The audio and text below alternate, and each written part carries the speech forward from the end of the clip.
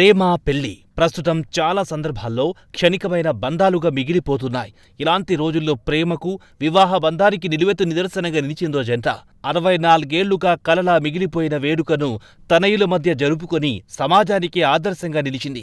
80 ఏళ్ల వయస్సులో పెళ్లిపీటలెక్కిన ఆ అందమైన ప్రేమ జంట లవ్ స్టోరీ ఇప్పుడు వైరల్ స్టోరీ అయ్యింది. ఇక స్టోరీలోకి ఎంటర్ అయితే ఓ 60 ఏళ్ల క్రితం ప్రేమ, అందులోనూ ఇంటి నుంచి పారిపోయి పెళ్లి చేసుకోవడం లాంటి సంఘటనలను సమాజంలో చాలా వింతగా చూసేవాళ్లు.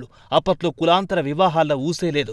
ఇలాంటి సామాజిక పరిస్థితులు, కట్టుదిట్టమైన కట్టుబాట్లున్న రోజుల్లో గుజరాత్కు చెందిన హర్ష్, మృదుల మధ్య ప్రేమ చిగురించింది. పాఠశాలలో చిగురించిన ప్రేమ ఇద్దరిని కలిసి జీవితాంతం గడిపేలా చేసింది. అయితే హర్ష్ జైన యువకుడు, మృదు బ్రాహ్మణ యువతి కావడంతో వారి కుటుంబాలు పెళ్లికి అస్సలు ఒప్పుకోలేదు.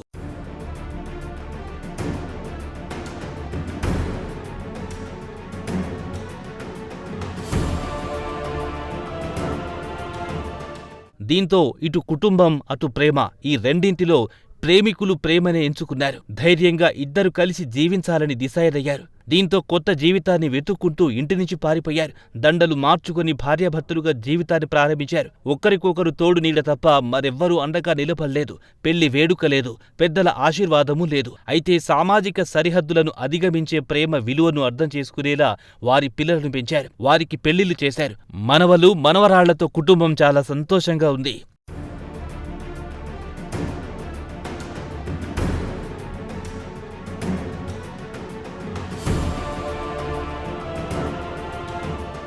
ఇక హర్ష్, మృదుల ప్రేమ కథను వింటూ వారి పిల్లలు, మనవలు, మనవరాళ్లు పెరిగారు. ఈ క్రమంలో ఇన్నేళ్లుగా వారి మదిలో మిగిలిన కోరికను వాళ్లు తెలుసుకున్నారు. 64వ వార్షికోత్సవం సందర్భంగా కనివిని ఎరుగని విధంగా వాళ్లందరూ దగ్గరుండి వారికి పెళ్లి వేడుక జరిపించారు. అంగరంగ వైభవంగా జరిగిన ఈ వేడుక అతిథులందరికీ కంటతడి పెట్టించింది. సాధారణ బట్టలతో ఆనాడు భర్త చేత తాళి కట్టించుకున్న మృదు ఈనాడు గుజరాతీ సాంప్రదాయంలో ఘర్చోల చీర, గోరింటాకు నగలుతో అందంగా ముస్తాబయ్యింది.